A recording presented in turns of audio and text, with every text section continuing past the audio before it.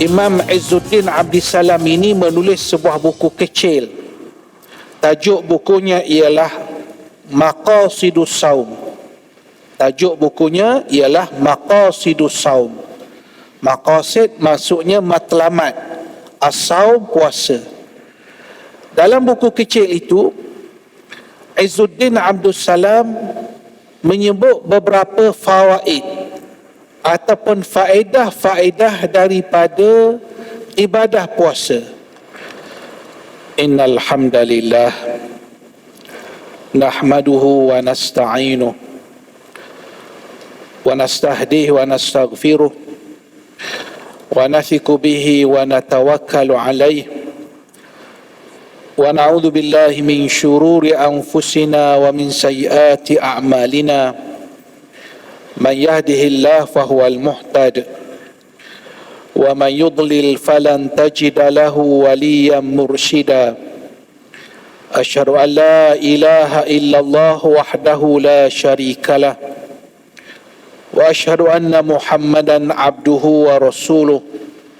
Allahumma salli wa sallim wa barik ala Muhammad wa ala alihi wa sahbihi wa tabi'ina bi ihsanin ila yaumiddin wa ba'd. Sidang muslimin yang dirahmati Allah Subhanahu wa taala, seorang tokoh ulama yang terkenal yang bernama Al-Is bin Abdissalam ataupun juga dikenali sebagai Izzuddin Abdissalam, seorang tokoh yang lahir pada tahun 577 Hijrah dan meninggal pada tahun 660 Hijrah. Ulama ini, Imam Izzuddin Abdissalam ini menulis sebuah buku kecil. Tajuk bukunya ialah Maqasidus Saum. Tajuk bukunya ialah Maqasidus Saum. Maqasid maksudnya matlamat, as-saum puasa. Dalam buku kecil itu, Izzuddin Abdussalam menyebut beberapa fawaid ataupun faedah-faedah daripada ibadah puasa. Saya tidaklah bermaksud untuk menjelaskan semua perkara-perkara yang disebut oleh Izzuddin Abdussalam dengan masa kita yang singkat ini sebelum kita solat Jumaat. Cuma saya nak sebut 3 perkara ataupun 4 perkara yang Izz Abdussalam ni sebut fawaid ataupun faedah yang sepatutnya kita perolehi. Dan saya rasa sesuai sangat kita sebut bila kita berada di hujung-hujung Ramadan seperti ini. Mudah-mudahan amalan kita yang sudah kita lalui selama ini diterima oleh Allah Subhanahu wa taala. Sebab ada 2 perkara yang berbeza. Kita buat, yang kedua kita buat dan perkara itu diterima oleh Allah. Sebab itu disebut innama yataqabbalullah minal muttaqin. Sesungguhnya amalan yang Allah Ta'ala terima itu ialah amalan yang dilakukan oleh orang yang bertakwa kepada Allah Subhanahu wa Ta'ala. Maknanya selain daripada kita buat, amalan kita itu diterima oleh Allah Subhanahu wa Ta'ala. Jadi di antara fawaid ataupun maqasid ataupun faedah daripada puasa itu antaranya ialah rafa'ud darajat, iaitu Allah Ta'ala angkat kedudukan kita. Ini yang kita sangat perlukan. Allah Ta'ala angkat kedudukan kita di sisinya. Berapa ramai orang yang hidup hari ini, mereka nak kedudukan tetapi bukan di sisi Allah, di sisi manusia. Seperti mana yang kita ketahui, kedudukan di sisi manusia itu bersifat sementara. Pangkat, kedudukan, title, itu semua berbentuk sementara. Bukan kita kata buang semua, tak. Tapi itu semua berbentuk sementara. yang kekal abadi, yang akan menjadi bekalan kita ialah apabila kita mendapat kedudukan yang baik di sisi Allah Subhanahu wa taala. Yarfa'illahu alladhina amanu minkum walladhina utul ilma darajat. Antaranya Allah Ta'ala sebut, Allah Ta'ala mengangkat kedudukan orang yang beriman. Dengan iman sahaja kedudukan kita sudah tinggi di sisi Allah. Tetapi kata Allah, Allah Ta'ala mengangkat kedudukan orang yang mempunyai ilmu, dalam beriman, dalam beramal, ada ilmu pula, maka Allah Ta'ala akan angkat kedudukan seseorang itu. Jadi yang nombor satu kita nak sebut dalam pertemuan ringkas kita hari ini, raf'ud darajat. Kita mohon kepada Allah supaya Allah angkat kedudukan kita. Yang kedua ialah taghfir al-khati'at. Taghfir al-khati'at, iaitu Allah Ta'ala hapuskan segala dosa dan kesalahan kita. Allah hapus segala dosa dan kesalahan kita. Banyak ayat Quran, banyak hadis yang kita belajar yang menggambarkan Allah itu Maha mengampuni hamba-hambanya. Hamba-hambanya. Sebab itu ada perkataan namanya Ghafur. Ada perkataan namanya Afuun. Al-Ghafur kita kata Allah Maha pengampun. Tetapi ada juga disebut Al-Afuwu, Allah pemaaf. Kita setiap malam kita akan baca doa ni, betul tak? Allahumma innaka afuun tuhibbul afwa fa'fu anna, ataupun fa'fu anni. Ya Allah, ya Tuhan kami, innaka afuun, engkau maha pemaaf, maha mengampun dosa kita. Tuhibbul afwa, Allah Ta'ala suka kepada kemaafan, maka maafkanlah saya. Mungkin kadang-kadang kita fikir, kalau dalam Quran tu banyak sekali ada ayat tentang ghafar ataupun ghafur, ghafara, ampun, ada afu. Apa bezanya? Apa bezanya? Ini perbezaan yang dibuat oleh ulama, bukan hadis Nabi. Ini yang diterangkan oleh ulama. Jadi ini akan timbul, mungkin kita kata setuju tak setuju, tapi ini yang dibahas oleh ulama, bukan hadis. Ada yang menyatakan, tuan-tuan, kalau Ghafur, Allah Ta'ala Maha Pengampun, itu dalam buku catatan kita ditulis, tapi ini bahasa saya lah, tapi benda itu dipangkah, makna dah hilang, tapi benda itu ada lagi. Kalau Allah itu ampuni, tapi kita tak salah di sisi Allah, boleh masuk syurga. Satu lagi, Al-Afu, doa yang kita baca setiap malam tu, Al-Afu, Maha Pemaaf. Kita buat dosa, Allah ampuni segala dosa kita, kesalahan tu tak, yang pangkah pun tak ada, seolah-olah tak wujud langsung. Jadi sebahagian ulama kata Al-Afu tu lebih halus, bahasanya lebih halus, dan itu kehendak kita manusia, supaya setiap benda buruk, benda jahat yang kita buat itu Allah Ta'ala ampuni dan tidak ada dalam buku catatan amalan kita, walaupun perkara itu sudah dipotong. Ini yang kita harapkan kepada Allah Subhanahu wa Ta'ala. Dan banyak kalau kita lihat kisah-kisah yang luar biasa, tuan-tuan, kisah-kisah yang luar biasa yang Nabi cerita tentang pemaafnya Allah, tentang pengampunnya Allah, yang kita mahu dalam bulan Ramadan kita menjalani ibadat Ramadan.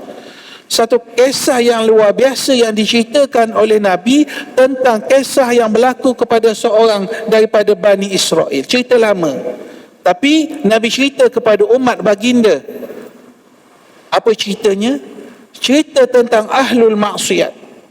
Seorang ahli maksiat, minta maaf saya sebut dalam masjid yang mulia ini, kegemaran dia ialah melakukan zina. Dia kaki zina, dia melakukan perzinaan. Sehingga mangsanya yang terakhir, seorang wanita yang berada dalam kesusahan datang bertemu dengan dia untuk pinjam duit. Dia kata, bukan nak pinjam, bagi pun boleh, tetapi syarat kamu kena bersama dengan aku. Maka perempuan itu mungkin keadaannya, kondisinya, keadaannya ketika itu terdesak. Dia kata, tak apalah, asal dapat duit, aku dalam kesukaran. Tuan-tuan, bila lelaki daripada Bani Israel, ini Nabi cerita pada kita, nak melakukan benda jahat tu, benda maksiat tu, perempuan ini orang baik tapi terdesak ni menggeletar tubuh. Perempuan tu menggeletar. Bila menggeletar, lelaki daripada Bani Israel itu bertanya, kenapa kamu sampai menggeletar macam ni? Kata wanita tersebut, inni akhafullah, saya sangat takut kepada Allah dan saya tak pernah buat kerja ni. Ini asbab hidayah. Asbab hidayah. Bila dia kata aku takut kepada Allah, tiba-tiba lelaki ahli maksiat yang siang malam buat maksiat ni, bila sebut begitu dengan asbab yang telah ditentukan oleh Allah, dia kata, sepatutnya bukan kamu yang takut kepada Allah, aku yang patut lebih takut kepada Allah. Kamu pergi, kamu ambil duit ini. Lalu pada malam itu, lelaki Bani Israel itu berdoa, bertaubat sungguh-sungguh kepada Allah. Takdir Allah, pada malam itu lelaki daripada Bani Israel itu meninggal dunia. Ahli Korea, orang taman dia, tahu dia ni kaki maksiat dan dia mati malam tu. Tapi suatu perkara yang luar biasa Nabi sebut, bila orang lalu rumah dia hari itu, maktubun, tertulis, tapi tertulis macam mana wallahu alam, kita pun tak tahulah. Tertulis dengan perkataan, sesungguhnya Allah Ta'ala mengampuni dosa lelaki ini. Tuan-tuan, al-afu, maha pemaaf Allah, maha pengampun Allah, yang memaafkan kesalahan hamba-hambanya walaupun sebesar mana, sehingga digambar dalam hadis sehingga ke peringkat ananas sama. Kalau ni langit, kita tak pernah nampak langit. Kalau ini langit, sampai ke sini dia punya dosa dia, Allah Ta'ala akan ampun. Jadi faedah yang kita nak capai dalam bulan Ramadan ini, mudah-mudahan Ramadan kita ini dapat Allah Ta'ala ampuni segala kesalahan dan kesilapan kita. Baik, itu yang kedua. Yang ketiga, semangat bulan Ramadan, kata Izzuddin, ialah takthir as-sadaqat. Kita memperbanyakkan sedekah. Memperbanyakkan sedekah. Tak kira waktu subuh ke, waktu tengah hari ke. Sebab dalam Quran dia sebut orang infak harta ni bisirri wa alaniyah, sama ada secara sulit ataupun secara terang-terangan, sama ada billahi wan nahar, sama ada waktu malam ataupun waktu siang. Dia tak ada masa tertentu. Cuma adalah orang cipta istilah sedekah subuh, tak apalah, dia ambil sedekah subuh. Bukan Nabi kata hendaklah kamu bersedekah waktu subuh, tak ada hadis pun, tapi mengambil satu semangat daripada hadis Nabi. Nabi sebut tidak akan berpagi seorang hamba itu melainkan akan turun dua malaikat. Satu malaikat akan mendoakan, Allahumma ati munfiqan khalafa, ya Allah, ya Tuhanku, berikanlah kepada orang yang infak itu balasannya. Malaikat doa.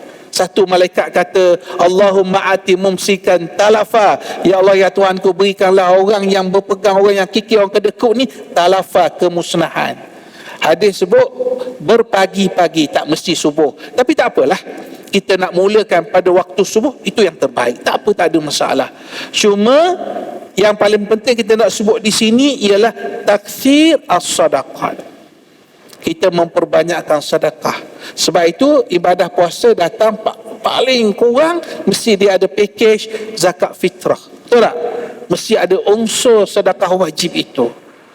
Jadi ruang kepada kita pada hari ini untuk berinfak, untuk bersedekah cukup luas. Cukup luas kepada kita. Ruang itu ada kepada kita. Dan kita bersedekah, Allah akan lihat berapa yang kemampuan kesungguhan kita. Bukan jumlahnya, bukan soal RM berapa, bukan, tetapi melihat bagaimana kesungguhan kita menginfakkan sebahagian harta ke jalan Allah. Sebab tu berlaku perbincangan, mana yang lebih baik, sedekah secara terang-terangan ataupun secara sulit. Dulu kita belajar dulu, dalam ingatan kita sedekah paling baik ialah sedekah secara sulit. Betul tak betul? Betul lah. Tapi adakah sedekah secara terang-terangan salah? Tak salah juga. Yang penting ialah nawaitu kita. Nawaitu kita. Kalau kita bersedekah secara terang-terangan sebagai satu niat kita, aku bukan nak besar, nak bangga diri, bukan, tapi sebagai pendidikan kepada orang lain.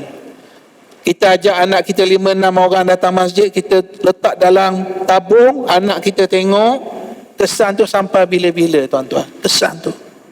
Kesan tu sampai bila-bila.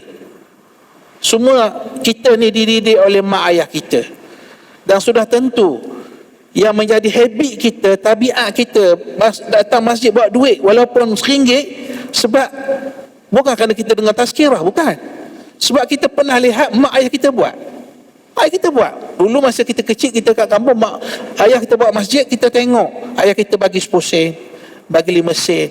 Itu lekat dalam pemikiran kita, benda yang baik. Jadi yang ketiga ini ialah takthir as-sadaqat. Kita banyakkan sedekah. Dan yang akhir sekali ialah yang kita nak sebut di sini dalam ruang yang ada ni, iaitulah taufir at-ta'at. Kita memperbanyakkan segala bentuk ketaatan kepada Allah Subhanahu wa taala. Bukanlah bulan lain tak boleh perbanyakkan ketaatan kepada Allah Subhanahu wa taala. Cuma kalau bulan Ramadan kita tak banyakkan, bila lagi? Macam juga disebut, kalau bulan Ramadan kita tak nak berubah juga, saya kata pada diri saya ni, famata, bila lagi perubahan itu akan berlaku kepada kita? Maka insya-Allah kita cuba dengan baki yang ada lagi kepada kita, hari-hari dalam bulan Ramadan ini, untuk kita perbanyakkan segala amalan kebaikan, amalal khair. Sebut saja benda-benda amalan kebaikan itu cukup luas. Buatlah sesuatu yang insya-Allah menampakkan dan akan memberi impak yang baik kepada kita ketika kita kembali pada suatu hari nanti kepada Allah Subhanahu wa taala. Baik, 4 perkara yang saya sebut ni, tuan-tuan, dia tak akan lengkap, dia tak akan jadi kuat kalau kita hilang satu perkara, iaitu istiqamah, konsisten membuat perkara-perkara yang disebut oleh Syekh Izzuddin Abdul Salam tadi.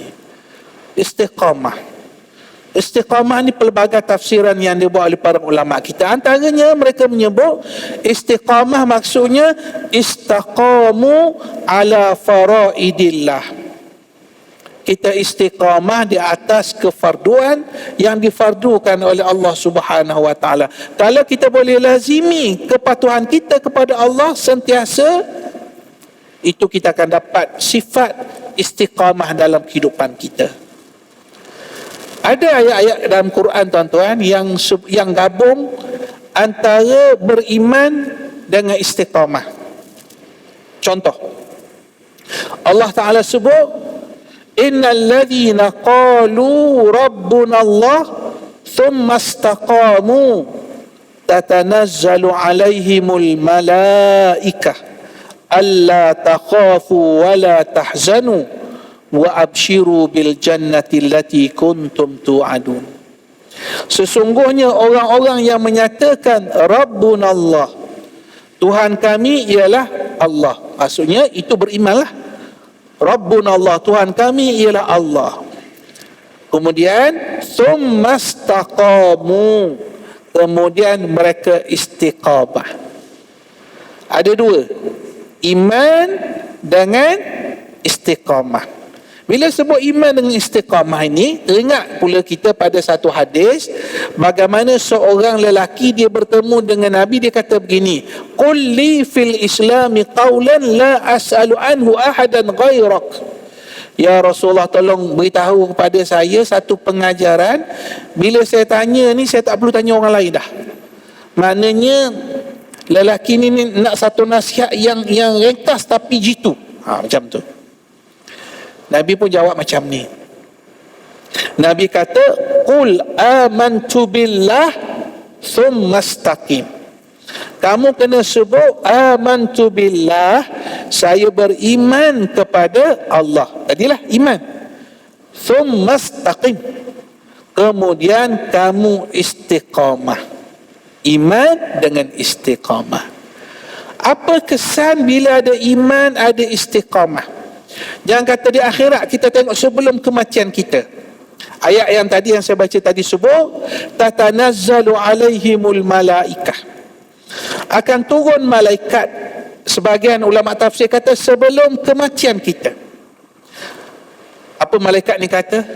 Alla takhafu wala tahzanu. Jangan kamu rasa takut, jangan kamu rasa duka cita. Malaikat turun beritahu pada kita, jangan takut, jangan duka cita. Sebab apa tuan-tuan? Sebab kita ni akan pergi ke satu destinasi yang tak pernah orang cerita pada kita. Tak ada orang cerita sakaratul maut macam mana, kita tak tahu. Sebab yang lalu itu dia pun dah meninggal dunia. Jangan kata soal kematian, soal dunia ni pun, katalah tuan-tuan besok bos suruh, besok tak boleh lah, lepas COVID nanti bos suruh kita pergi satu tempat untuk buat satu pekerjaan, dia hantar kita 2 minggu. Kalau hantar UK ramai, USJ ni kita boleh cari, pernah pergi UK. Kalau US ramai. Sekarang ni tiba-tiba dia kata pergi ke tempat namanya Afrika Selatan sebagai contoh, ataupun lebih tepat lagi di Cape Town sebagai contoh. Saya percaya ada yang pergi, tapi jarang-jarang yang pergi. Baik, kita yang kena buat tugasan ni, apa yang kita fikir? Makan macam mana, makanan halal macam mana, tempat tinggal macam mana. Banyak benda-benda persoalan akan kita fikir macam-macam. Ini baru dunia tuan-tuan. Sekarang akhirat, destinasi yang tak pernah kita pergi. Tapi ada malaikat yang tenteramkan kita. Apa kata dia? Allah takhafu wa la tahzanu. Kamu jangan rasa takut, kamu jangan rasa duka cita. Wa abshiru bil jannah. Kamu dengarlah khabar gembira tentang syurga yang telah dijanjikan oleh Allah Subhanahu wa taala. Senang hati tuan-tuan. Malaikat kata jangan takut, jangan duka cita. Allah Taala dah khabar pada kamu, kamu akan dapat syurga seperti mana telah dijanjikan oleh Allah Subhanahu wa taala. Siapa dapat janji ni? Orang beriman, orang istiqamah. Sebab itu seorang ahli tasawuf yang terkenal namanya Hasan Al-Basri. Selalu kita dengar Hasan Al-Basri. Hasan Al-Basri banyak doa-doa yang dia baca. Antara doa-doa yang dia baca itu ialah, dia selalu ulang doa ni, Allahumma anta rabbuna farzuqnal istiqamah. Ya Allah, ya Tuhan kami, Engkau adalah Tuhan kami. Itu beriman maksud dia. Betul. Farzuqnal istiqamah. Kurniakanlah kepada kami sifat istiqamah. Sifat tetap diri. Melakukan ketaatan, kepatuhan kepada Allah Subhanahu wa taala. Jadi saya mengajak diri saya yang lemah ini, dan juga sahabat-sahabat yang saya hormati, yang saya sayangi semua ini, yang kita terpilih daripada yang terpilih. Jadi saya nak datang tadi pun kat luar tu berapa ramai orang nak masuk, kita dapat. Ini semua adalah perkara-perkara yang boleh kita renungkan bersama. Peluang dan ruang ini adalah rezeki yang telah ditentukan oleh Allah Subhanahu wa taala. Jadi kita nak mengambil semangat hari-hari yang terakhir. Malam tadi kita dah bertemu malam 25. InsyaAllah kita bertemu malam 27 pula insyaAllah. Walaupun semalam ada pandangan-pandangan yang menyebut kalau Sebagai contoh, Ibn Taymiyah yang menyebut jika bulan-bulan Ramadan malam ganjil kemudian paginya pagi Jumaat, itu asbab untuk dapat Lailatul Qadar, tapi itu bukan kepastian. Bukan. Yang maha mengetahuinya ialah Allah Subhanahu Wa Taala. Tugas kita ialah untuk terus meningkatkan kualiti ibadah kita sepanjang bulan Ramadan. Baiki hubungan kita dengan Allah, baiki hubungan kita sesama manusia. Hidup ini untuk berbakti, bukan hidup ini untuk menyakitkan hati orang lain. Hidup bukan untuk menyusahkan orang lain, tetapi hidup adalah untuk menyumbang kepada orang lain. Hidup adalah untuk di atas menyebarkan kasih sayang, bukan kebencian. Itu yang Nabi gambarkan, absyus salam bainakum, sebarkan salam di antara kamu. Kita bermunajat insya-Allah sama-sama sepanjang bulan Ramadan, di hujung-hujung Ramadan ini, supaya Allah Subhanahu Wa Taala beri kepada kita keteguhan iman, beri kepada masyarakat kita, umat Islam ini, keteguhan iman, kecintaan kepada saudara-saudara. Buang daripada kita sifat iri hati, dengki, hasad, benci, membenci antara satu sama lain. Kita mohon kepada Allah Subhanahu Wa Taala supaya Allah Taala mengangkat ujian COVID-19 ini daripada kita, sehingga insya-Allah menjadi asbab untuk kita memperbaiki amalan kita semua insya-Allah. Jadi sekadar itu yang dapat saya sampaikan dengan waktu yang terbatas ini. Mudah-mudahan Allah Subhanahu Wa Taala rahmati kita semua. Aqulu qali hadza wa astaghfirullahal azim wa li wa lakum. Wassalamu alaikum warahmatullahi wabarakatuh.